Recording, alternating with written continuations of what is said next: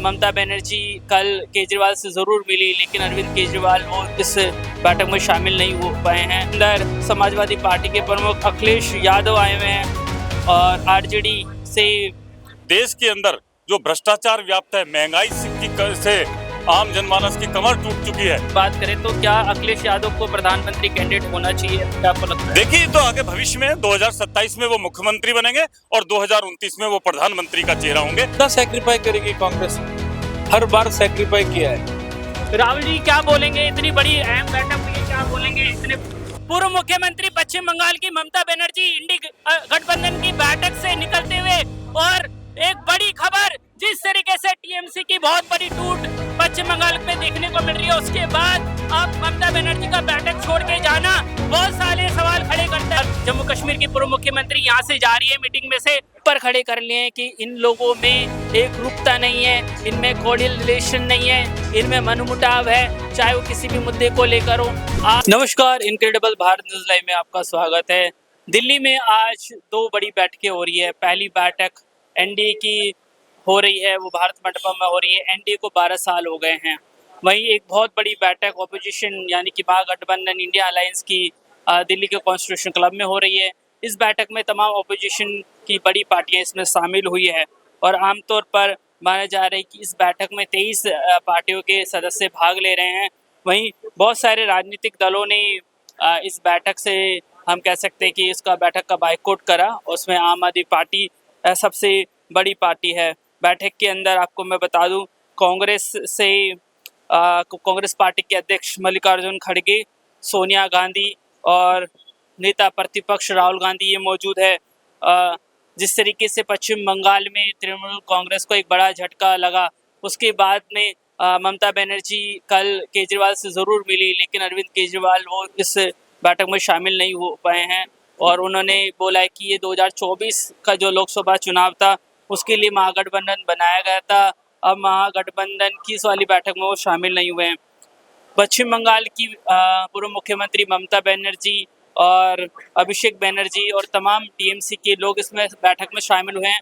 और आप इस दौर में आप समझिए कि आज टीएमसी किस तरीके से टूट पर चल रही है। कभी भी एक बड़ी टूट टीएमसी में हो सकती है।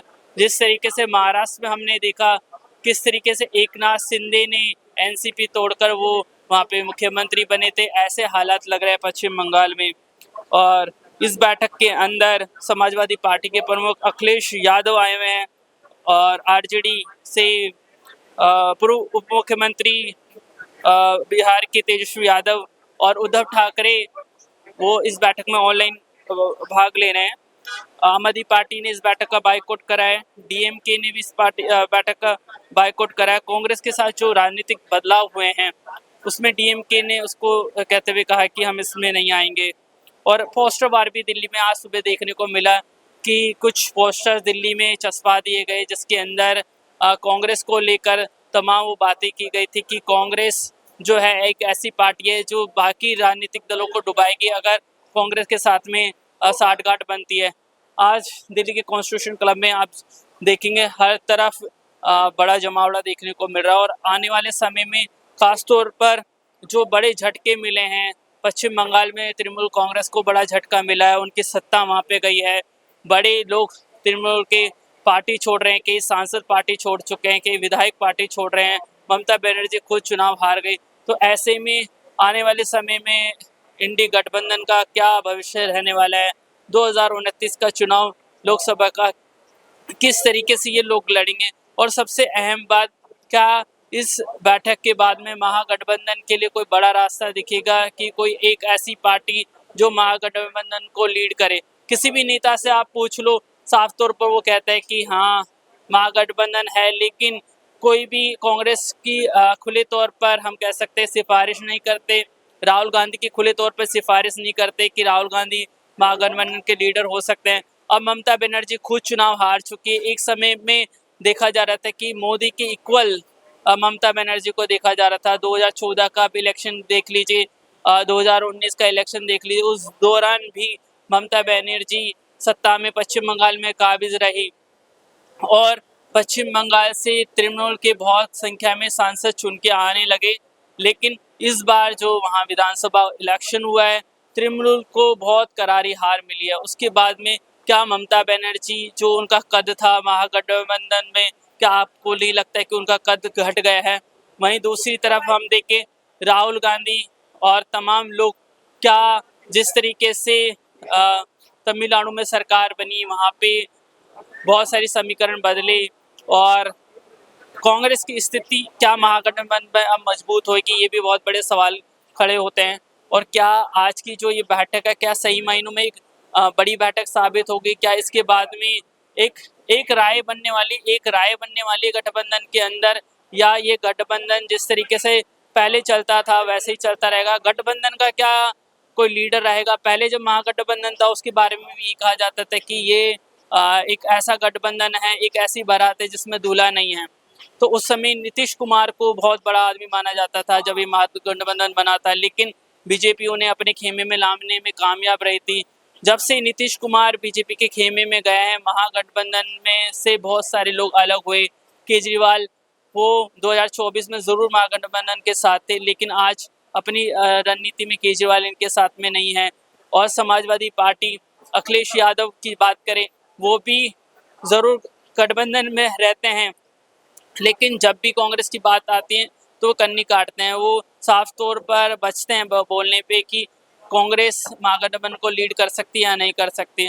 तो सबसे बड़ी ये बात ये रहने वाली कि आगे आने वाले लोकसभा चुनाव और उत्तर प्रदेश के विधानसभा चुनाव को लेकर क्या महागठबंधन कोई बड़ी पॉलिसी पे काम कर रहा है।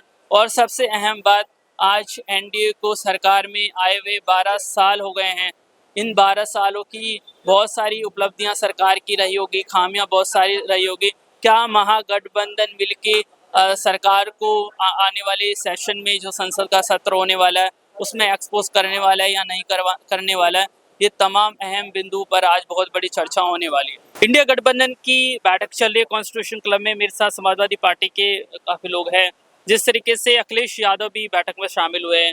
समाजवादी पार्टी ने 2024 के लोकसभा चुनाव में उत्तर प्रदेश में एक बड़ी धमक अपनी दिखाई थी, काफ़ी सीटें मिली थी। आज की जो बैठक है, आप किस तरीके से उसको अहम मानते हैं कि जो ऑपोजिशन है किस तरीके से 2029 का चुनाव लड़ेगा? देखिए, आज इंडिया गठबंधन की मीटिंग है जिसमें 23 दलों के नेता हमारे सब बैठे हैं। हमारे राष्ट्रीय अध्यक्ष माननीय श्री अखिलेश यादव जी इस मीटिंग में महत्वपूर्ण भूमिका में, जो कि सबसे बड़े पार्टी उत्तर प्रदेश की के रूप में जो है हमारे नेता वहाँ पे मौजूद हैं। आज सारे दलों की मीटिंग चल रही है। इस मीटिंग में जो है आगे की रणनीति पर, जो देश के अंदर जो भ्रष्टाचार व्याप्त है, महंगाई से आम जनमानस की कमर टूट चुकी है और लोग हाहाकार मचा रहे हैं, उन मुद्दों को लेकर आगे की रणनीति तय की जाएगी। और उस रणनीति में जो मुख्य भूमिका है वो माननीय राष्ट्रीय अध्यक्ष श्री अखिलेश यादव जी की भूमिका है, क्योंकि 2027 के चुनाव हमारे सामने हैं और पीडीए के जननायक श्री अखिलेश यादव जी जो है इसमें जो है इंडिया गठबंधन के मुख्य भूमिका में रहकर काम करेंगे। इंडिया गठबंधन में बहुत तमाम पार्टी है। टीएमसी में बड़ी टूट हो रही है। टीएमसी काफी लोग आ रहे हैं, बातचीत करने से बच रहे हैं। ये जो टूट हुई है टीएमसी में, बहुत सारे लोग बीजेपी में जा रहे हैं, जैसे कि महाराष्ट्र में हुआ था, एकनाथ शिंदे उभर के सामने आए थे। क्या बोलेंगे? देखिए, मैं माननीय राष्ट्रीय अध्यक्ष अपने अखिलेश यादव जी को जानता हूँ और टीएमसी के बारे में, और जो उनके प्रवक्ता हैं वो बताएंगे कि वो क्या है, उनके अंदर क्या चल रहा है। हम जानते हैं कि जो है उत्तर प्रदेश की सबसे बड़ी पार्टी आज समाजवादी पार्टी है। हमारे नेता माननीय अखिलेश जी हैं। और 2029 के भी चुनाव की बात करें तो क्या अखिलेश यादव को प्रधानमंत्री कैंडिडेट होना चाहिए? क्या आपको लगता है? देखिए, तो आगे भविष्य में 2027 में वो मुख्यमंत्री बनेंगे और 2029 में वो प्रधानमंत्री का चेहरा होंगे। इंडिया गठबंधन का सबसे बड़ा चेहरा आज की डेट में माननीय राष्ट्रीय अध्यक्ष हमारे अखिलेश यादव जी है। और 2024 के लोकसभा चुनाव में समाजवादी पार्टी को 39 सीटें आई थी। राम मंदिर और तमाम चीज़ें होने के बावजूद भी ऐसे लग रहा था कि 400 पार का आंकड़ा बीजेपी जरूर पार कर लेगी। उसमें सबसे अहम साबित होगा उत्तर प्रदेश का लोकसभा चुनाव, जहां 80 सीटें थी, लेकिन बीजेपी को उतनी बहुमत नहीं मिली। इंडिया अलायंस के तमाम लोग आए हुए हैं, लगभग 23 पार्टी के लोग यहाँ पर आए हुए हैं और हर एक दल जो अपोजिशन का है वो आए हुए हैं। टीएमसी के काफ़ी सारे लीडर्स आए हुए हैं और जो टूट टीएमसी में हुई है उसको लेकर वो काफ़ी खफा नजर आ रहे हैं। इस वक्त दिल्ली के कॉन्स्टिट्यूशन क्लब में इंडिया अलायंस की बहुत बड़ी बैठक चल रही है। इस बैठक में राहुल गांधी, मल्लिकार्जुन खड़गे और सोनिया गांधी, कांग्रेस के काफ़ी बड़े लीडर्स आए हुए हैं। मेरे साथ में कांग्रेस की लीडर वेस्ट बंगाल से आप हैं सर, दीपक चिंचोरे जी। जिस तरीके से आप ये बैठक देख रहे हैं, आने वाले समय में क्या आप देखते हैं कि जो इंडी अलायंस है उसका लीडरशिप अगर राहुल गांधी के पास में जाती है, और आज हमने पोस्टर्स देखे दिल्ली के अंदर, तमाम इंडी अलायंस के अंदर जो बाकी लोग हैं लीडर्स, जो उन्होंने कांग्रेस और राहुल गांधी के बारे में कभी कुछ बोला होगा अगेंस्ट में, वो तमाम चीज़ें हाईलाइट की गई थी, उसको लेकर क्या बोलेंगे? एक बड़ी पैमाने पे कॉन्स्पिरेसी चली है। राहुल गांधी पावरफुल बन रहे हैं लोगों के बीच में। अभी हाल ही में केरला इलेक्शन में कांग्रेस का रिजल्ट आपने देखा है, और कर्नाटक में सत्ता परिवर्तन जो हुआ वो परिवर्तन स्मूथली हुआ। कुछ ना दंगा ना कुछ, ये राहुल गांधी की लीडरशिप वहाँ पे टेस्ट हो गई। वो टेस्ट हुई देखते हुए आरएसएस इसके पीछे लगा हुआ है, कभी इंडिया अलायंस को तोड़ने की कोशिश कर रहा है। कॉन्स्पिरेसी है वो एक, मगर इसमें बाहर आ जाएगी, इंडिया अलायंस टिकेगी, राहुल गांधी 2029 के इलेक्शन में प्रधानमंत्री बनेगी। जब हमने 2024 का इलेक्शन देखा, उस दौरान हमने इंडी अलायंस में बहुत सारे टूट देखी, बहुत सारे मनमुटाव देखे। अगर आपको क्या लगता है, अगर उस समय बहुत मजबूती के साथ आप लोग इलेक्शन लड़ते, तो आप जो बीजेपी को मैंडेट मिला है, उनको फुल मार्जिन नहीं मिला था, मेजोरिटी नहीं मिला था, गठबंधन में उन्होंने सरकार बनाई, आप उनको रोक सकते थे सरकार बनाने से? 100% कॉन्फिडेंस अभी ज़्यादा बढ़ना चाहिए।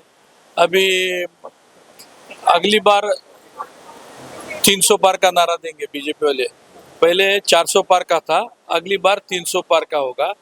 400 पार के वक्त 240 आए उनके, अभी 300 पार के वक्त उनके 130 आ जाए। एक समय आप लोग केजरीवाल को भी इंडिया गठबंधन में माना करते थे, डीएमके भी इस बार नहीं आई, आम आदमी पार्टी भी आपके साथ में नहीं है, क्या बोलेंगे? दो बड़े घटक आपके साथ में नहीं है। और सबसे बड़ी बात, क्या राहुल गांधी और कांग्रेस को हम कह सकते हैं कोऑर्डिनेट रिलेशन में, कि गठबंधन में रिश्ता मजबूत हो, पार्टी के जो है क्या बोलते हैं, सारे मुद्दों पर एक राय बने, कांग्रेस को आगे आना चाहिए, कांग्रेस को गठबंधन का हम कह सकते हैं कि नेता बनना चाहिए राहुल गांधी के?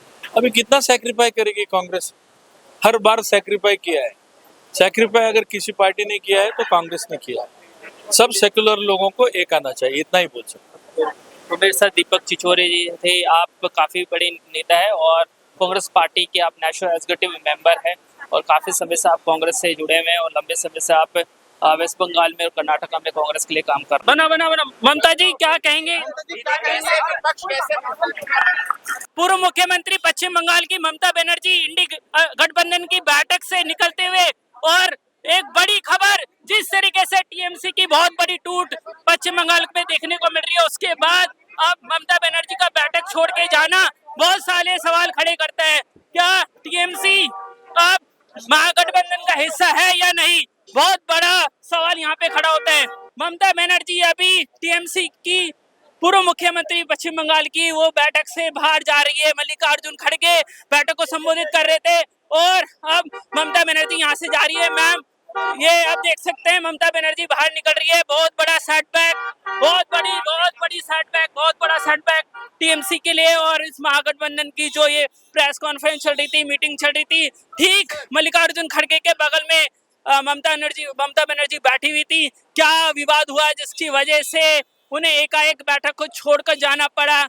जिस तरीके से बहुत तामझाम के साथ ये बैठक आयोजित की गई थी, उसके बाद बहुत बड़े सवाल यहाँ पे खड़े हो रहे हैं। अब जम्मू कश्मीर की पूर्व मुख्यमंत्री यहाँ से जा रही है मीटिंग में से, आप देख सकते हो कुछ बोल नहीं रही है महबूबा मुफ्ती। इससे साफ तौर पे पता चलता है कि ये इंडिया अलायंस की जो बैठक है खराब हो चुकी है, और इंडिया अलायंस की बैठक खराब हो चुकी है। महबूबा जी अभी जा रही है, आप देख सकते हो इस तरीके से बैठक खराब हुई है। ममता बनर्जी अचानक गई है, तमाम ओपोजिशन के लीडर्स चले गए हैं। सबसे बड़ा सवाल अब कांग्रेस पे खड़ा हो रहा है कि क्या कांग्रेस इस महागठबंधन को लीड कर सकती है? मेरे साथ एनके प्रेमचंद्रन जी है, आप आरएसपी के लीडर है। सर, जिस तरीके से आज इंडिया ब्लॉक की बहुत बड़ी बैठक हुई, बहुत सारे इश्यूज पर बातें हुई, आने वाला मानसून सेशन किस तरीके से होने वाला है, और जो ये ब्लॉक की जो इंडिया गठबंधन की बैठक हुई थी, उसके आने वाले समय में हम उसके क्या नतीजे देख सकते हैं? तो आने वाले सेशन में हम अपोजिशन का, विपक्ष की यूनिटी बढ़ना चाहिए। इंडिया गठबंधन रेगुलर मीटिंग होना चाहिए, और हमने उसको स्ट्रेंथन करना चाहिए। इसलिए आज का मीटिंग कोई एक्शन प्रोग्राम हमने नहीं अडॉप्ट किया, लेकिन 5 point resolution we have adopted. इसका प्रथम पॉइंट ये है कि हमको एक चिट्ठी लिखना, चीफ जस्टिस को चिट्ठी लिखना regarding the SIR and the vote loot and the vote cheating, for which a letter has to be sent to the Chief Justice of India.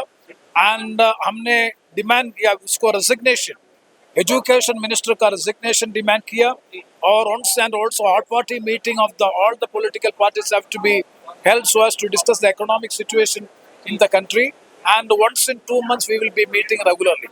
So इसका अभी देश के अंदर जंतर मंतर पर हमने देखा बहुत सारे यूथ कॉकरोच जनता पार्टी के साथ में आए और नीट के एग्जाम को लेकर और तमाम खामियों के लेकर उन्होंने बातचीत करी थी। आप क्या बोलेंगे इसको लेकर? So we have discussed it. It is a manifestation of the dissatisfaction and the unrest of the youth in India. We fully recognize it. It is not a small thing, because the youth, the young force of India is totally desperated, and it is a real manifestation of the aspirations of the youth in India that was expressly spelled in Jantar Mantar. Sir अभी NDA को भी 12 साल हो गए, बहुत सारी कमियां रही हैं एनडीए के दौरान, महंगाई लगातार बढ़ती जा रही है, इन तमाम मुद्दों पर यहाँ पर बातचीत हुई, पेट्रोल डीजल के दाम लगातार बढ़ते जा रहे हैं, क्या बोलें? वो सब इश्यूज को हमने डिमांड किया कि एक ऑल पार्टी मीटिंग कन्वीन करना चाहिए। Price rights, unemployment, exam scams and so many very very serious issues are there. उसको डिस्कस करने के लिए हमने एक मांग किया कि एक ऑल पार्टी मीटिंग कन्वीन करना चाहिए। तो जिस तरीके से ममता बनर्जी का इस मीटिंग से जाना बहुत सारे सवाल खड़े करते हैं, इस meeting of India alliance there were so many issues discuss, so what kind of you see that future of the India alliance, about Future of India Alliance is all right. Everyone is for strengthening India bloc, and BJP and right wing forces must be defeated. Country must be saved. Constitution must be saved. We must put up a collective fight, united fight against BJP. So we'll have to strengthen India bloc. That spirit was. NDA also passed 12 years of their government. In the upcoming monsoon session, one kind of issues Mahagathbandhan is about to going to raise in the parliament. Let us see monsoon session what the government is going to do, what bills government is going to bring. Let us see, and accordingly we will take a decision. The meeting decided there must be proper floor coordination. When parliament meets, every day there must be a meeting in the opposition leaders room, and we will have to work out the strategy. Delhi के constitution club में जिस तरीके से India alliance ने बहुत बड़ी बैठक आयोजित करी थी, लगभग 23 से अधिक पार्टियां यहाँ पे शामिल हुई थी और बहुत सारे मुद्दों पर मल्लिकार्जुन खड़गे तमाम बातें रख रहे थे। वो महंगाई के बारे में बात कर रहे थे, बेरोजगारी के बारे में बात कर रहे थे और सरकार को किस तरीके से आने वाले मानसून सेशन में घेरा जाए उस पर बात कर रहे थे। एकाएक किस तरीके से पश्चिम बंगाल की पूर्व मुख्यमंत्री ममता बनर्जी मीटिंग छोड़कर जाती है, तो बहुत सारे सवाल खड़े होते हैं कि जिस तरीके से पश्चिम बंगाल में टीएमसी का बंटाधार हो रहा है और आने वाले समय में बहुत बड़ी टूट टीएमसी में हो सकती है। क्या जिस तरीके से टीएमसी में टूट हो रही है, टीएमसी के लोगों के साथ इस वक्त मार पिटाई की घटनाएं आ रही है, हमने देखा किस तरीके से अभिषेक बनर्जी को पीटा गया, इन तमाम मुद्दों पर, और जब टीएमसी चुनाव हारी उस समय कांग्रेस का जो रिस्पांस था वो टीएमसी के फेवर में नहीं था और जो बातें हुई अंदर कहीं ना कहीं उससे ममता बनर्जी खफा नजर आई। ममता बनर्जी को भी प्रेस कॉन्फ्रेंस को एड्रेस करना था, वो ठीक मल्लिकार्जुन खड़गे और राहुल गांधी जी के साथ में बैठी हुई थी, लेकिन वो प्रेस कॉन्फ्रेंस को एड्रेस नहीं करी और तुरंत चली गई। बहुत बड़े सवाल यहाँ पे खड़े होते हैं, क्या महागठबंधन का कोई भविष्य है? सबसे बड़ा सवाल ये है। पहले जब महागठबंधन की शुरुआत हुई तो नीतीश कुमार को बोला जाता था कि महागठबंधन का सबसे प्रमुख चेहरा नीतीश कुमार होंगे, नीतीश कुमार हट गए। अरविंद केजरीवाल भी महागठबंधन से जुड़े, लेकिन अरविंद केजरीवाल की पार्टी आम आदमी पार्टी शामिल नहीं हुई।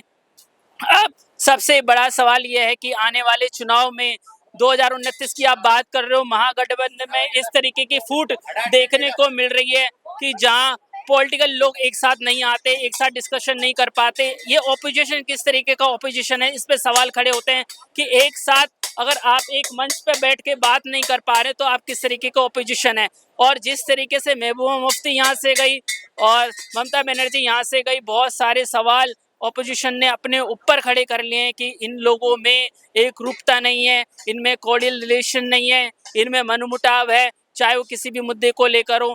आज बहुत बड़ी बैठक थी, जिस तरीके से एनडीए ने अपने 12 साल को लेकर भारत मंडपम में आज बैठक करी और उसी तर्ज पे आज 1 साल बाद इतनी बड़ी बैठक हुई और उसमें भी बंटाधार हुआ। मैंने राहुल गांधी से पूछा था जब वो यहाँ से निकल रहे थे कि इस बैठक के बारे में, उसके एजेंडे के बारे में बातचीत करने की कोशिश करी थी, लेकिन बात नहीं हो पाई थी। लेकिन जिस तरीके से राहुल गांधी कॉन्फिडेंस दिख रहा था, उनके चेहरे पर खुशी थी, वो खुश थे कि एक अच्छी बैठक यहाँ पर हो सकती है। लेकिन अब जिस तरीके से ममता बनर्जी यहाँ से गई, ये दिखाता है कि कांग्रेस जो अपना दबदबा महागठबंधन में बनाना चाहती थी, दिखाना चाहती थी, और आज वो लगभग लग रहा है खत्म हो चुका है। अब अगली बैठक जरूर अगस्त में होने की बात कही गई है हैदराबाद के अंदर। क्या वो बैठक हो पाएगी, क्या उसमें ममता बनर्जी की प्रेजेंस होगी, क्या महबूबा मुफ्ती और बाकी तमाम लोग उसमें होंगे? जब भी इंडिया अलायंस वालों से बात करते हैं कि आपका लीडर कौन है, तो ये लोग कन्नी काटते हैं। जब हम पूछते हैं कि क्या कांग्रेस इंडिया अलायंस को रिप्रेजेंट कर सकती है, क्या कांग्रेस एक ऐसा प्रमुख दल है कि जो इंडिया अलायंस के तमाम लोगों को एक साथ लेके चल सकती है, तो बाकी ओपोजिशन वाले मना करते हैं। मैंने अखिलेश यादव की पार्टी के लोगों से बात करी तो उन्होंने साफ तौर पे कह दिया कि 2029 के चुनाव में Akhilesh Yadav prime minister candidate होंगे। तो किस तरीके का महागठबंधन है जब आपकी पॉलिसी सटीक नहीं है, आप अपनी पॉलिसीज पे काम नहीं कर पा रहे हैं। हमने तमाम लोगों से बात करने की कोशिश करी थी और कॉन्स्टिट्यूशन क्लब में एक बड़ी बैठक और एक बड़ा विवाद सामने आया है। इनक्रेडिबल भारत न्यूज़ लाइव के लिए महेंद्र कुमार शर्मा।